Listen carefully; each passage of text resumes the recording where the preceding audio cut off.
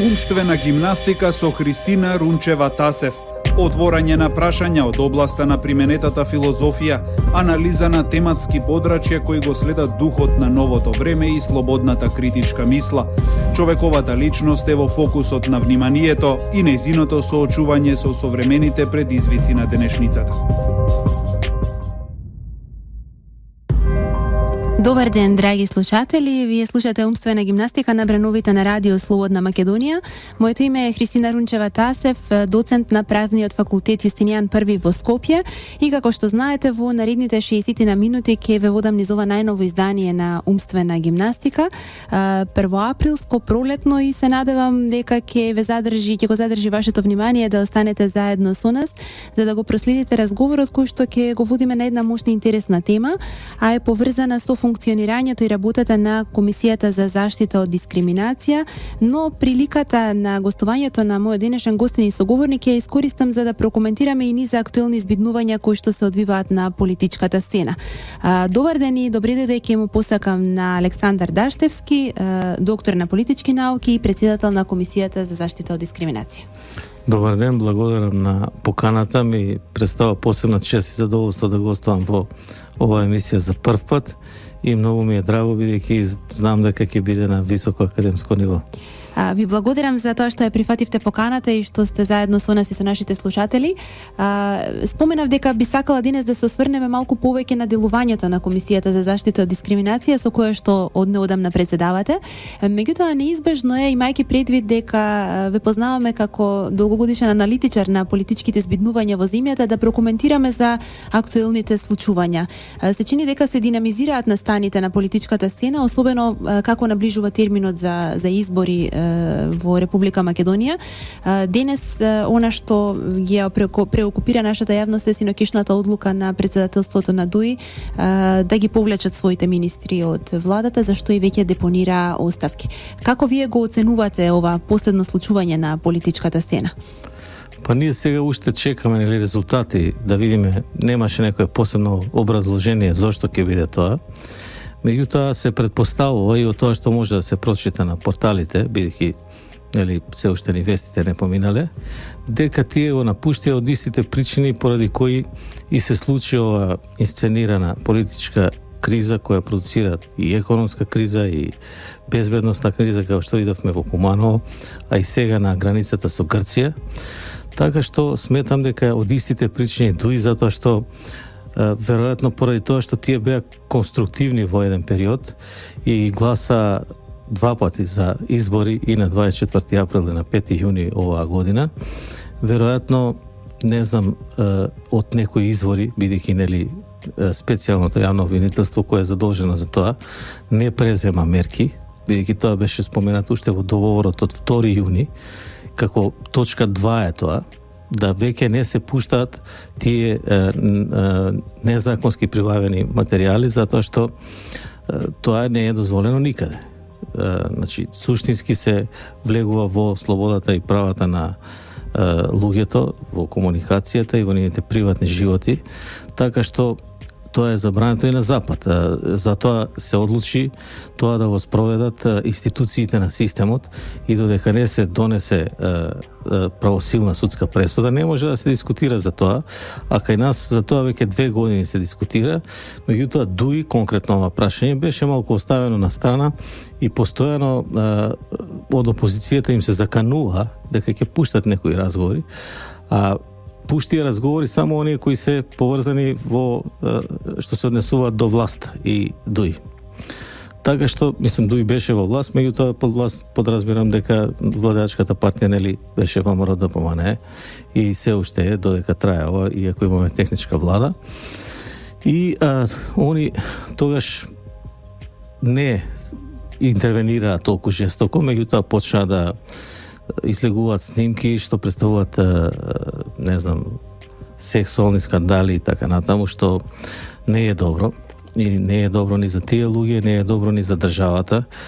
Тоа веќе ги надминува сите граници и затоа ја цело време предупредував, бидејќи скоро ќе се навршат и 2 години од како почна таа криза, прво најавувањето од изборите пред 2 години и така натаму, да се запре со тоа, Затоа што знаеме дека од 2 до 15 јули, кога беше вториот договор во Пржино, се уште после 2 јуни, иако беше забрането, се објавуваат тие разговори.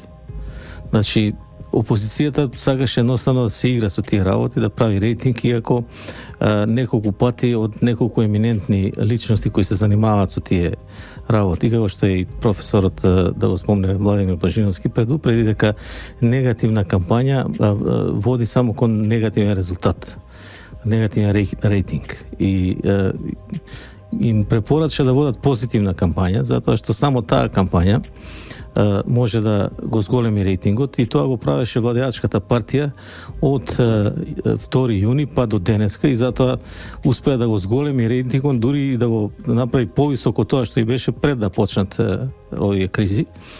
И додека опозицијата продолжи со тоа. И сега тоа зема огромни димензии. Може да се претпостави дека се пуштени намерно овие, пошто има повеќе. Има една, нели, со нивниот председател и заменикот министер за правосудство што зборуваат за некој ослободување таму на некој затвореник во Косово и така натаму. Тоа веќе задира во други работи, во политички работи. Така што може да се претпостави дека ги пуштила опозицијата, меѓутоа без оглед кој ги пуштил. Затоа што знаеме дека и од странство се пуштат и така натаму. Виновни за тоа пуштање се од страна на опозицијата. Затоа што тие не смееле да дозволат ова што МВР го откри во акцијата Фабрика за афери, да ги дистрибуираат тие материјали. Наместо тие да ги соберат, да ги чуваат и веднаш да ги предадат по изборот на специјалната јавна обвинителка, они ги давале по други луѓе кои се занимаваат со криминални активности и тие ги продавале за пари. И сега може на некој да ги продале за пари, па тој да ги пуштил, или пак друг во негово име, па се пуштаат од Србија, не знам, од други држави на Балканот. И се користени за уцена во меѓувреме. И се користени за уцена на бизнисмени, на други луѓе, на политичари и така натаму, што се претпоставуваше дека ќе дојде до тоа, бидејќи се работи за огромна бројка. Као што рече, 600.000, меѓутоа еве само кај тој така наречен Чауш се најдоа 70.000 или 60.000, не знам колку, меѓутоа накнадно во друга акција се најдоа додатни материјали на USB, на хард диск и така натаму. Значи тоа не може да остане во затворен круг, бидејќи ги поседуваат повеќе лица. Ние знаеме дека и повеќе аналитичари и членови на опозицијата или блиски до опозицијата изјавија јавно на телевизија по други медиумски куќи дека тие ги слушале. Иако лидерот на опозицијата рече дека само тој ги слушал тие материјали, излезе дека во една емисија рече и Сашо Ордановски, па не знам, Геровски рече дека ги слушал и уште неколку аналитичари, така што испада дека ги слушале повеќе луѓе, дека не се работи само за лидерот на опозицијата, туку поголема бројка на луѓе, и после тоа грешката нивна е што не се држија до договорот во Пржино, туку продолжуваат со дистрибуција на овој начин како тие да бидат пуштени, мислејќи дека ќе се зголеми рейтингот со тоа, а рековме дека со тоа само се намалува рейтингот. И сега претпоставувам ова веќе ја прелеа чашата и дуи истапува од владата сакајќи да обезбеди нова влада на 5 јуни, барем до сега се тоа претпоставки, затоа што состојбата излегува од контрола и дури тие веќе се закани лидерот на ДУИ по безбедноста и веќе не може да се толерира нешто, бидејќи тие иако знаат, иако го подпишале договорот, сепак тие материјали се дистрибуираат. Специјалното јавно обвинителство наместо да презема мерки, тоа ги повикува луѓето кои се во материјалите сами да си поднесуваат кривични пријави и да поднесуваат други пријави, сознанија за материјалите, што не е во ред. А од друга страна, доколку они преземат мерки, многу брзо и многу лесно може тие материјали да се отстранат од техничките, како да кажем, можности за емитување. Да, за, например, YouTube или Facebook или така натаму, кај што се пуштаат, или портали одредени, ТВ Нова ТВ и така натаму. И ако би презел такви мерки, ние гледаме дека овие денови, бидејќи имаше сериозна интервенција, дури интервенираше и американската амбасада, веќе одредени снимки ги нема. Што значи дека може тоа лесно да се направи, меѓутоа немаше до сега волја за тоа, затоа што се сметаше дека тоа ќе донесе некои политички поени. Меѓутоа, евидентно е, барем од тоа до сега што се случуваше, дека кај нас луѓето сакаат она што се вика народно да гледаат сеир, меѓутоа не и да бидат убедени во нешто. Значи, они сакаат да ги слушнат тие, меѓутоа не се убедени дека, например, владата не водела добра политика, напротив, убедени се дека водела добра и затоа расте рейтингот на владата, паѓа на опозицијата. Меѓутоа, посебно овие снимки што не се од политички аспекти, доживеа поголема популарност што не се очекуваше од овие што се од политички аспект. Така, но нарушена е приватноста. Да, нарушена е приватноста едно. Друго, ја често го дам тој пример со Ердоган. Имаше колку таму 10, повеќе од 10 души обвинети, осудени на доживотна робија, со снимките кои ги слуша само судот, и рекоа дека ако не ги осудат, ќе ги пуштат снимките да знае јавноста или ќе објават за што се работи, а ако ги осудат, нема да ги објавуваат снимките, што значи дека ако биле прибавени на незаконски начин. Се испостави дека се прибавени на незаконски начин и снимките беа затворени за јавноста, значи веќе не се објавуваат, а луѓето кои беа обвинети добија доживотна робија казна.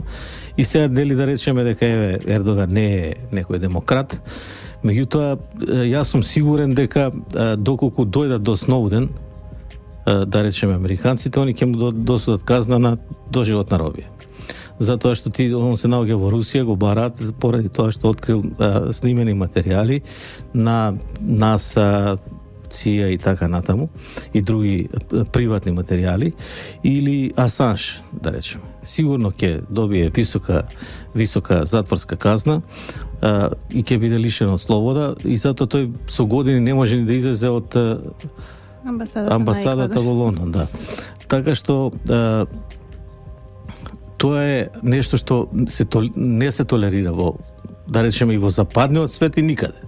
Бидејќи Турција, ако не ја ставаме во западен, макар што може да се каже дека може да се стави по нивото на развој, да ги земеме САД. Значи САД за такви дела нема на никого да му прости. Затоа што знаеме дека реал политиката, бидејќи често се споменува и од членови на опозицијата овие денови, државниот интерес го става на прво место. Значи, ако државниот интерес е повреден, веќе нема никакви човекови права и слободи, туку се заштитува пред се државниот интерес, кој е примарно нешто во реал политиката.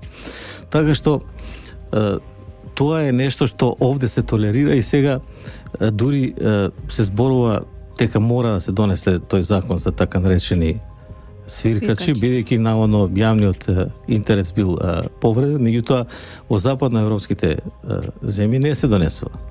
Исто така кога зборуваме и овој закон за медиумите, јас мислам дека, ја шириме темата сега ова за Дуи што беше, бидејќи сметам дека затоа и дадоа они оставка, да се вратиме малку на главното прашање, затоа што сметаат дека конечно треба да се прекине со овие работи кои се несериозни и да се дојде до фер, демократски, регуларни избори, може и за тоа да спомнеме неколку збора, за да заврши ова рашомонијада која се случува во Република Македонија и да продолжиме да одиме по вистинскиот пат или да се случат одредени проблеми кои нема враќање ништо. Ако бидејќи специјалното јавно обвинителство кое е задолжено за тоа, не ја презема таа улога да ја заврши таа работа која му е во надлежност како државен орган, тогаш ќе вика дека може да се случи тие да ја земаат правдата во своји раце и тогаш да нема назад, затоа што се закануваат и со жртви.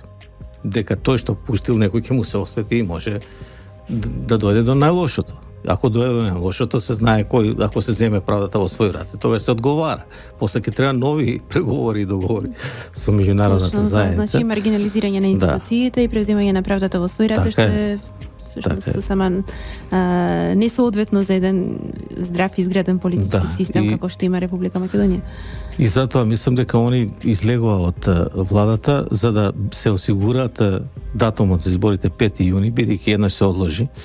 И моје мислење, можеби не сум во право, меѓутоа моје мислење е дека таа конструктивност, а мора да го направат тоа. затоа што тие заедно со ВМРО-ДПМН сочинуваат двотретинско мнозинство во парламентот и кога се договараа во пржино, тоа цврсто се утврди, како што и другите работи, некои работи трпат одлагање, некои не трпат, затоа што се стави точно датумот кога треба да бидат изборите во изборниот законник на неколку места. Значи 24 април. И доколку не се донесеше одлука да се одржат избори на 24 април, дуи и ВМРО-ДПМН ќе беа обвинети дека се го прекршиле договорот од пржино. Прво се предпоставуваше дека нели премиерот нема да даде оставка 100 дена пред изборите, тоа се случи и после се случи тоа што е договорено во пржино, бидејќи датумот е на 4 места спомнат во законот на крајот, во последните и завршни одредби. И тоа е направено така за да се обезбеди сигурност, затоа што нема друг начин, и тоа се констатираше уште на 2 јуни, да се реши кризата. Тоа е единствен начин со избори. Но опозицијата наоѓа изговори за да може да го пролонгира ваквиот датум на избори. Самиот еврокомесар Хан кој ги почна преговорите, сега гледаме дека и тој се повлекува гледајќи дека навистина е тешка ситуацијата. Значи он беше изненаден зошто опозицијата одбива да оди на избори, иако има такви материјали, ќе се водат постапки и така натаму. Значи он беше изненаден, меѓутоа он инсистираше на тоа, бидејќи во парламентарна демократија, во една, да кажеме, во либерален капитализам, тоа е единствен начин на решавање на сите проблеми и на водење на државата. Не можеме ние сега што да се вратиме. Обидот на опозицијата беше да дојде на власт без избори. Тоа е незамисливо во вакви системи. Тоа можеби има некои земји во светот, меѓутоа затоа и дојде до арапска пролет и така натаму. Тоа беа авторитарни системи и фактички западните сили направија да се растурат на тој начин, бидејќи ги обвинуваа дека се долгогодишни соработници со авторитарни системи и сакаа да го нарушат тој принцип на соработка со такви системи, бидејќи тие и самите пропагираат во своите земји почитување на човековите права и слободи и парламентарна демократија, што се основни принципи на демократијата воопшто. И затоа не може ни кај нас, мора таа криза да се разреши со избори кои мислам дека веќе би било доцна на 5 јуни, мора да се одржат на 5 јуни, затоа што доаѓаме во се поголема политичка криза која, како што реков, продуцира економска криза, значи инвеститорите ќе почнат да се откажуваат од вложувањата и ќе се поремети тој баланс. Меѓутоа, уште поопасна е таа безбедносна криза. Дуи излезе од владата, сега нема назад. Значи не постои, не може да функционира, се пореметува и принципот на Бадентер. Затоа и они секогаш имаше албанска партија во власта, за да се одржува тој принцип. А од друга страна се пореметува и работата на ново министерство. Ние знаеме дека за помалку од една недела се распушта парламентот, а одредени цели министерства кои се многу важни за спроведување на изборите, како што е Министерството за правда, ќе нема министер. Значи, многу се отежнува ситуацијата и не само тоа, гледаме каква е состојбата на границата со Република Грција. Неколку пати се прави обид да насилно да влезат демонстрантите, и гледаме дека полицијата тешко се справува и тоа ќе биде се потешко и потешко како се зголемува бројката. Бидејќи вика дека до јуни може да има, не знам, до 300.000 луѓе, а ние имаме 7-8.000 војници или исто толку и полицајци, што е многу малку, тоа е стампедо, не може да се запре. Тоа е едно, а друго, треба да гледаме малку и на светските настани. Ние не ги гледаме светските настани, сега дека има тензии помеѓу истокот и западот. Повторно, Русија стапува на светската сцена и се спротивставува на САД и тука се прекршуваат интересите на Балканот. Значи, вие кога зборувате со некој представник на опозицијата, сум имал прилика во неколку емисии, они тоа амблок го отфрлаат као небитно прашање. Меѓутоа, без тие прашање, како стојат работите во светската политика, не може да се разговара за Македонија. Значи, ние треба да гледаме сега што се случува на Блискиот и Средниот Исток. Ние гледаме сега дека се разгорува граѓанската војна во Турција. Значи, веќе имаше неколку атентати во Анкара и има неколку стотици мртви веќе. Во Курдистан, турскиот Курдистан, е расплантена на многу граѓанската војна. Секој ден има мртви цивили, затоа се тие атентати. као реванш што турските сили убиваат цивили во тие градови, Диярбакир, Силван, Батман и така натаму. И се подготвува терен за подготвување за правење на една нова држава Курдистан, затоа што се смета дека таа би направила баланс на Средниот Исток, а таа би офатила 3 држави: Сирија, Ирак и Турција. Значи тоа е реалност која укажува на тоа дека може повторно да се распланти во тој дел војна, офаќајќи дел од Турција, југоисточниот дел, каде што ќе предизвика нов бран на бегалци. Без оглед што е овој договорот помеѓу ЕУ и Турција за не испраќање на бегалците, и гледаме сега што се случува. Значи се формираат нови рути, неколку бродови се потопија поради преголем број на бегалци, и имаме многу илегални бегалци во Република Македонија, бидејќи тие наоѓаат пат, ако гледаат дека не ги пуштат, наоѓаат некако, тие не бираат средства, пошто нивниот живот е доведен во прашање. Овде ќе мора да направиме една кратка пауза, ќе слушнеме малку музика и реклами и ќе се вратиме со следниот блок од нашиот разговор и ги поканувам слушателите да останат со нас. Да, вие слушате Умствена гимнастика. Заедно со нас во студиото е Александар Даштевски, доктор на политички науки, актуелен председател на Комисијата за заштита од дискриминација. Иако споменав дека ќе зборуваме за вашата работа во рамки на Комисијата за заштита од дискриминација, неизбежно е да не го искористиме вашето присуство за коментар на актуелните политички збиднувања кои што се одвиваат во земјата. Ако во првиот блок од нашиот разговор зборувавме за последниот настан поврзан со напуштањето на министрите на ДУИ на македонската влада, би сакала еден ваш коментар и за една друга тема која што е навистина во фокусот на вниманието на домашната јавност, а тоа се случаите кои што неодамна ги изнесе во јавност специјалното јавно обвинителство, кое што е и нели формирано со договорот од Пржино за кој што веќе и дискутиравме.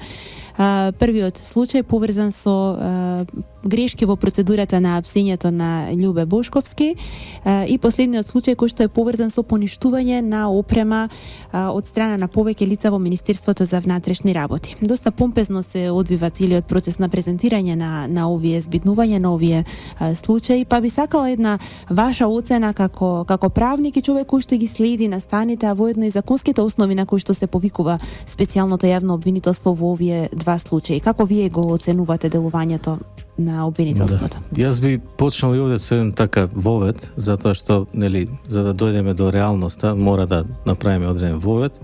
Значи, нели, специјалното обвинителство исто така се формираше со Пржинскиот договор и требаше да се избра во рок, најво рок од сите други што, нели, првиот беше враќање на опозицијата, после избор на специјален јавен обвинител и заменици, односно специјални јавни обвинители.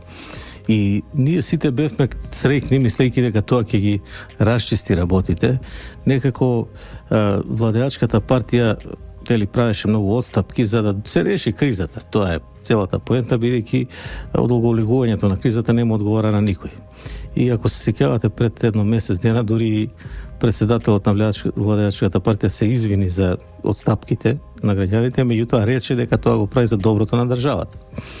И тогаш се избра тоа, сите бевме среќни, меѓутоа за кратко време видовме дека специјалното јавно обвинителство и шефицата на специјално јавно обвинителство, да кажеме, специјалната јавна обвинителка, почна да зазема страна, почна да се однесува некако над системот и после тоа го потврди во повеќе ситуации.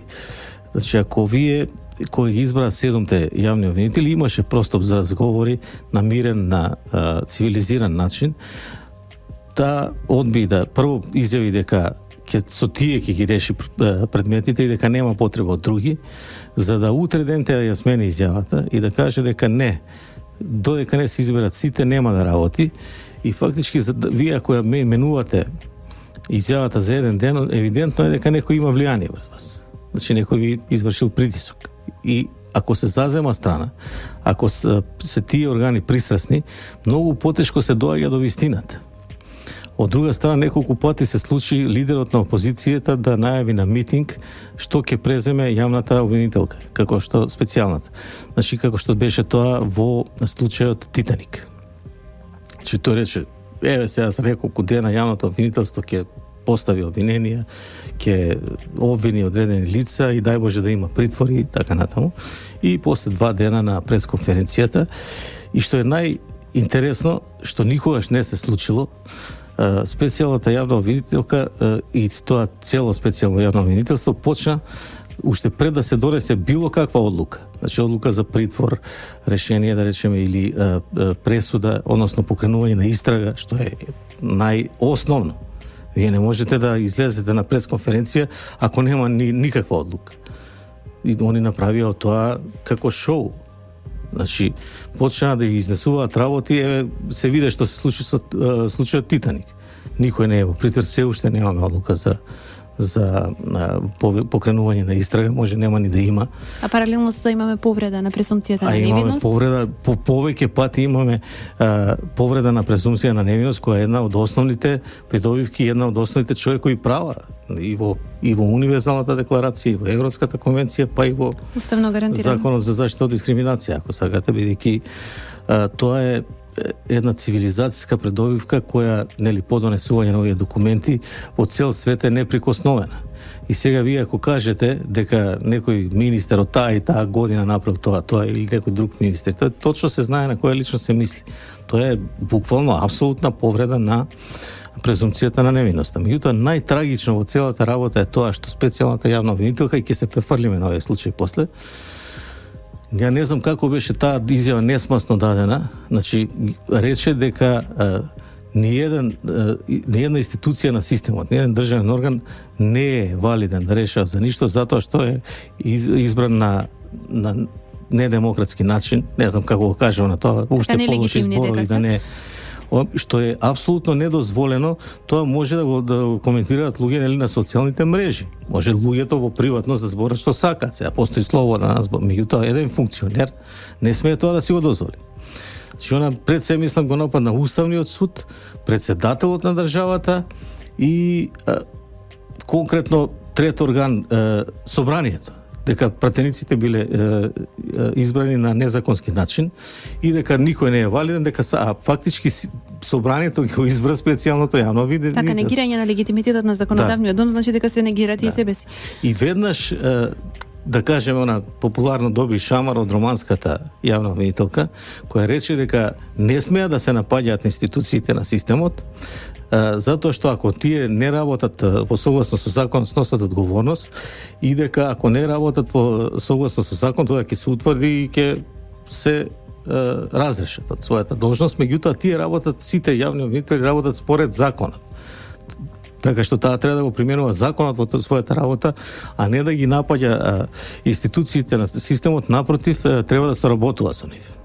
И гледаме што се случи сега поради обструкцијата на обвинителскиот совет. Тоа одлучи да не ги даде предметите. Како на друг начин ќе ги земат? Ја тоа го подразбирам дека таа има некоја позадина, има некој грб кој ја заштитува и најверојатно ќе изврши притисок. Инаку нема друг начин како оние викаат да ги образложи предметите. Зошто ги бара?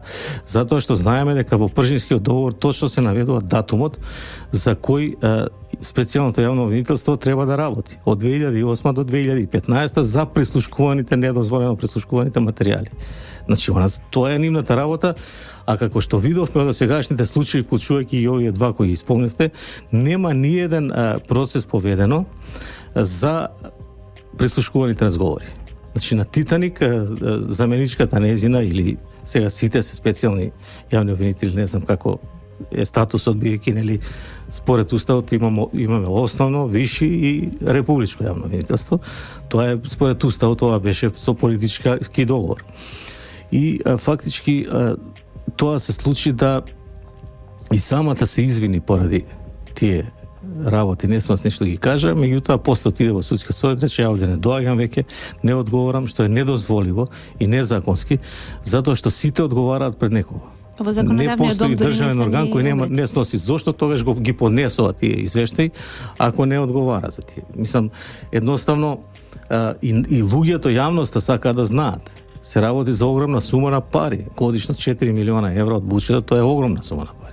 Вие имате за избори, каде што цела држава излегуваат околу милион луѓе на избори, или над милион луѓе, бидејќи, нели, треба да се постигне процент, и имате 8 милиони. А за работа на, не знам, сега 10 се јавни обвинители, дали ќе останат толку специјални, имате 4 милиони. Значи мора да го образложите тоа.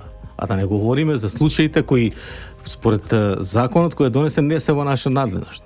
Значи, доколку вие сметате дека треба да земете случаи кои не се во ваша надлежност, а се на некој начин поврзани, треба да го објасните тоа, зашто го земате Маđar Телеком, кој никако не е врзан со прислушкуваните разговори, или овој случај за синот на Верушевски, што нема врска со тоа. Мислам, случајно е пронајдено во компјутерот дека се занимавал со такви действија, сега да не е, нели, тоа е по истрага, да не се впуштаме во тоа, меѓутоа и на крај да спомнеме дека последна од многуте гафови кои не можеме сега да ги спомнеме, сите не можеме да се сетиме, е и прво што се презема е преземањето на случајот Пуч, кој беше во завршна фаза и веќе имаше еден обвинет кој ги призна делата што ги сторил. Значи тој беше во завршна фаза, а специјалното јавно видество прво тој го зема и изгуби и се уште губи огромно време, по еден двајца обвинители идат у суд бидејќи се работи за класифицирани информации, не може да се изнесуваат и ги разгледуваат таму наместо да се занимаваат со овие другите разговори кои се всушност нивна работа. А од друга страна они некако како да се водат по оваа агенда која беше агенда на опозицијата за време на емитувањето на разговорите, бидејќи само тие некако се и овој случај што беше за апсењето и така натаму. Тоа е интересно, а вика дека има 600.000. Не знам, така прво рече, па до милион стигна цифрата, па после пак специјалната постојано слушаме различна бројка на разговори. 600.000 ние очекуваме да се најдат законски преслушкувани материјали и затоа мислам дека овој вториот случај кај што се уништувала опремата се случи, затоа што они не може да најдат, па сега наводно е уништена одредена опрема, а гледаме дека, значи сега почнуваме да ги толкуваме тие случаи, ќе почнеме од вториот, па после ќе се вратиме на првиот, бидејќи овој по така гломазен. Значи, тој случај беше опрема која е дотраена. Барем гледаме дека постои такво барање од страна на овој Костовски кој е во случајот Пуч уште во 2013 поднел барање за уништување, односно замена на таа опрема, бидејќи не може да ги следи комуникациите. Значи со таа опрема не можела да се извршат овие действија, а се работи нели до период од 2008 до 2015, значи тогаш била менувана таа опрема во тој период и доаѓа нова опрема. Новата опрема се поставува се е законски. И тука подпишала нормално министерката да се уништува и на крај завршниот документ го подпишал сегашниот министер за внатрешни работи. Неспорно нормално е дека главните акти они ги подпишуваат и потоа оди тоа на пониски нивоа. И затоа имаме двајца началници во пета управа, бидејќи тие се надлежни за таа опрема. И сега тука се наоѓаат некои работи кои се така може да бидат кривични действија, меѓутоа не се поврзани со она што нас не интересира, со разговорите, со опремата и така натаму, како што наведоа ова другата специјална јавна обвинителка Ленче, дека всушност тука кога се уништувала опремата, сфатили дека дел од опремата не бил заведен во книгите, па некоја од вработените ги завела во книгите и направила фалсификување на истрага, што апсолутно нема врска со уништувањето на опремата. А од друга страна не се утврдува воопшто, например, според фактури, ако веќе нема опремата или други докази, не се утврдува вредноста на опремата за која поранешната министерка за внатрешни работи рече дека вреди 1 денар. Значи, вие имате лаптоп, го користите 3-4 години, после тој лаптоп нема пола од функциите кои се ново додадени во новите лаптопи и купувате нов лаптоп нормално. Но истовремено податоците од стариот лаптоп, исто како што и од опремата, се зачувани на хард дискови. Да, се зачувани на хард дискови, меѓутоа нели рече овој Костовски дека веќе не може да се следат комуникации со нив. Кога го зборуваме ова, мислиме на оние законски комуникации. Значи, оние комуникации кои ги спроведува МВР со дозвола од истражен судија. Гледаме дека има не само разговори, туку има и пим мерки, оние што се снимени со камера и така натаму, доколку постојат такви, затоа што така го поставите опозицијата, дека сами себе се преслушкувале. Така.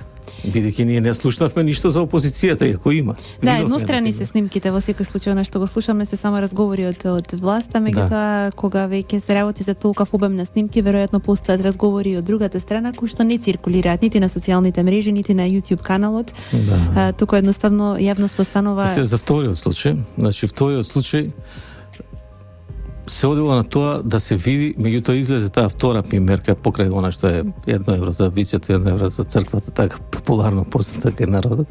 Излезе она втора примерка и тоа беше обид тогаш да се направат тие нели насилни протести, бидејќи наводно цело време сите протести се водеа како мирни, меѓутоа на 5 мај се случија насилни протести.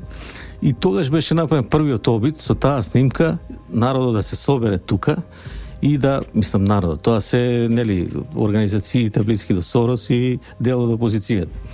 Да се соберат пред влада, меѓутоа во 6 сат, како што се пуштаат сега овие на YouTube, таа снимка беше пуштена на YouTube. И веќе во 7 сат пред владата, каде што требаше да се случи тој поради незаконско или притварање ова што сега и се води случај, затоа викам некако нелогично само тие се обработуваат, иако има 600.000.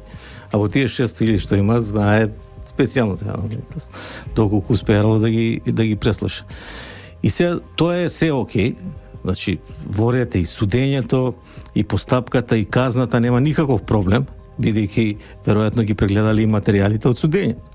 И доказите, и заштитени од сведок, и висината на казната.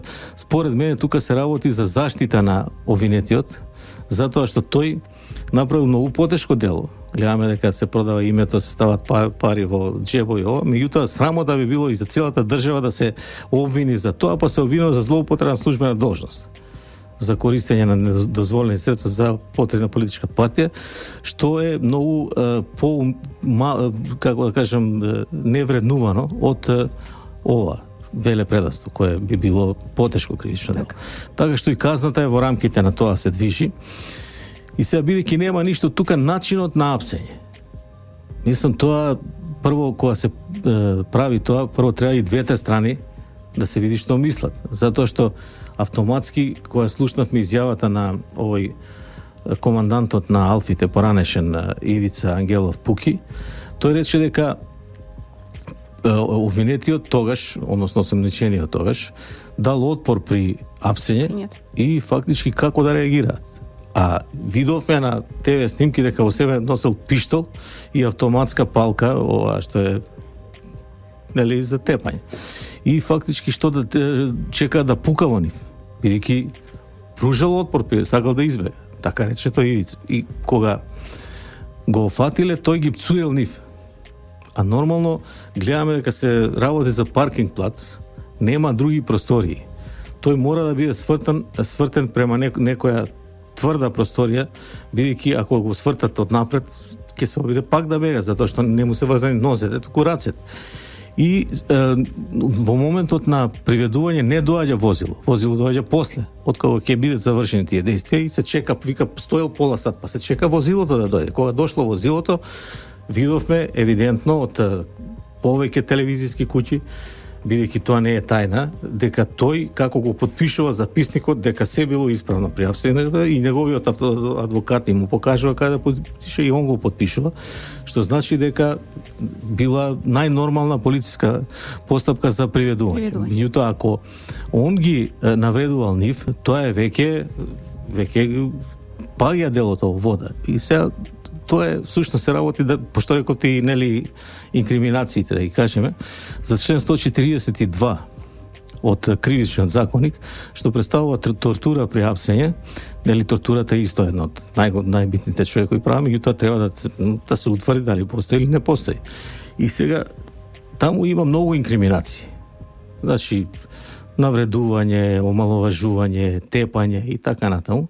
Значи од видео снимките и од сите материјали не може да се види, па на крај се става дека била извршена дискриминација при апсење. Значи не се става ниедно од тие сите инкриминации, дискриминацијата е таму стајана за секој случај, доколку нема некој вид од тие што се опишани, да не испадне дека е направен превед и ставена е дискриминација. Меѓутоа, Гледаме што се случува во Белгија, во Франција. Има убиства при апсење, затоа што тие луѓе се наоружени исто како овде. И како на друг начин да се уапсат, а представуваат опасност за системот. Така. Овде ќе направиме една куса пауза и апропо нешто го искоментиравме дека една од основите всушност дискриминацијата која што е употребена во случајот тортура, ќе позборуваме во последниот блок малку повеќе за вашата работа во Комисијата за заштита од дискриминација. Да, ова е последниот блок од умствена гимнастика и сосема накусо ни остана време да проговориме со мојот денешен соговорник Александар Даштевски, доктор на политички науки и актуелен претседател на Комисијата за заштита од дискриминација, за новиот предизвик на кој што застанавте како претседател на Комисијата за заштита од дискриминација. Кои се приоритетите кои што стојат пред вас во мандат кој што ви предстои? Значи, со оглед дека ја настапувам од друга позиција во емисијата, би кажал прво за почетоците, како дојде до тоа да се занимавам со тоа. Јас почнав прво да истражувам во областа на човекови права. И кога видов дека тука е состојбата солидна, затоа што имаме континуитет уште од после Втората светска војна и донесувањето на ова универзална декларација за човекови права, што ја споменавме неколку пати, и тоа било и во уставот на СФР имплементирано. Сега колку се почитувало, нели тогаш, меѓутоа било имплементирано и знаеле, имале одредени искуства во таа област. После во континуитет се воведува и во нашиот устав на Република Македонија веќе 25 години, за разлика од дискриминацијата која нели се воведе со закон од април и 2010 година, се донесе закон за спречување и заштита од дискриминација и кој стапи на сила на 1.1.2011 година, што значи релативно брзо. И само 5 години. Така што фактички нешто за да профункционира му треба подолг временски период. А овде 5 години тоа е многу кратко време. А законот се донесе под притисок на ЕУ затоа што тоа е услов за влегување во ЕУ. И ние моравме да го донесеме ако сакаме нели да повторно да се повтори препораката. Се надевам дека еден ден ќе добиеме и датум за преговори. И фактички ние го донесуваме и сите други земји од Балканот, бидејќи многу често, ја бев и у некои емисии, се фокусираат повторно, како што рековме за меѓународната, само на Македонија. Значи, и областа во која истражува фактички е Западен Балкан. Значи, состојбата во другите држави на Западен Балкан мора да кажеме дека е дури и полоша од Македонија. Сега се презимаат мерки на секаде, меѓутоа ја ги истражува Бугарија, Србија, Косово и Албанија, секаде на полоша ниво, освен нешто малку во Бугарија, меѓутоа да не забораваме дека они се земја членка на ЕУ и земја членка на фактички законот е донесен 2004 година. И од тогаш веќе не подлежат на надлежност на ЕУ. Затоа што има една надлежност што ја води Европската комисија во таа област на дискриминација, а другата ја води Советот на Европа преку своето тело ЕКРИ.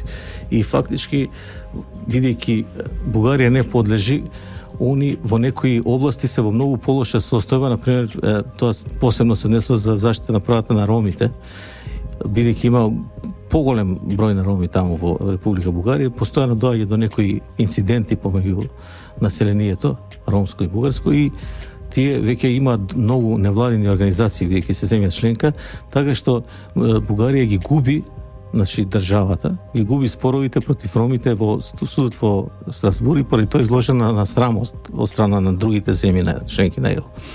Така што таа ситуација може да се развива, затоа што рековте нели приоритетите, и јас тоа го потенцирам, ќе го кажам, има некои што не ги познаваат добро состојбите и многу им е смешно кога ќе кажам јас дека треба да се стави акцент на едукација.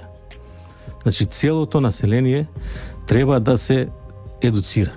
Сега е тоа воведено и тоа е добро во Академијата за судии и за јавни обвинители. И добро и тие да знаат, бидејќи многу кривични дела се направени од аспект на дискриминација. Например, ако е навредата направена или клеветата е направена на дискриминаторска основа, например на етничка основа, има отежнувачка околност во кривичната постапка, што ретко се применува. Така. Ја мислам дека ако се направи навреда, исто ќе се, или па во навредата и клеветата веќе нели влегува во граѓанскиот граѓанската постапка, меѓутоа исто и таму исто ќе се вреднува што би требало да представува отежнувачка околност, меѓутоа треба тоа да се свати кај нас. Затоа што ми беше мене, значи постои тука еден културен релативизам кој ги прави работите специфични за ова мултикултурно општество во Македонија. Значи, ние од секогаш сме биле мултикултурно и затоа имаме посебна традиција, обичаи, па и неколку вида на религии кои се почитуваат и почитуваат своите правила, за разлика од правилата кои владеат 200 години во либералниот капитализам. И не можете вие сега за 5 години да дојдете на исто ниво. И ако сакате да влезете во ел. Значи, другите земји си ги почитуваат своите традиции и не ги прифаќаат сите. Тука е тој културен релативизам. Границата е ставена во Виена 1993 година, која донесена направена меѓународна конференција на Обединетите нации, каде што е задолжително почитувањето на човековите права, но со предпазливост и внимавање да не се повреде и културниот релативизам на народите кои тие го имаат во своите држави. Значи, ако земете вие сега Западна Европа и Америка, тогаш треба да ги земе Африка, каде што најголемите геноциди во историјата на човештвото беа направени. Па да ги земеме Азија, гледаме што се случува сега во Азија, да ја земеме Кина со 1.300.000 жители, кои што не го прифаќаат тој концепт. Или Индија со 1.300.000.000 жители, кои што имаат кастински начин на живот и сите луѓе го прифаќаат, сметаат дека тоа е нешто најнормално. Така. Значи, нас не ставаат често во она група на земји кои се од западен, значи од Западна Европа, значи фактички во таа група на земји. Затоа не се дискутира многу, а треба да се дискутира и да се извршат тие едукации за да го смениме менталитетот. Без промена на менталитетот, ако сите мислат дека нешто што не е нормално, што е дискриминација е нормално, нема да се сменат работи. Ќе остане како системски проблем. Навистина ни е кратко времето за разговор. Јас ќе ви се заблагодарам за денешното гостување. Останува еден голем предизвик за вас да раководите со оваа комисија, за која што се надевам во следна прилика малку повеќе ќе позборуваме околу нејзините активности. Ви посакувам многу успех во работењето. Овде ќе се поздравам и од нашите слушатели. Вие слушавте Умствена гимнастика на брановите на Радио Слободна Македонија. Јас сум вашиот уредник и водител Христина Рунчева-Тасев. Денес е 1 април 2016 година. До слушање за 7 дена. Умствена гимнастика со Христина Рунчева-Тасев. Отворање на прашања од областа на применетата филозофија, анализа на тематски подрачја кои го следат духот на новото време и слободната критичка мисла. Човековата личност е во фокусот на вниманието и нејзиното соочување со современите предизвици на денешницата.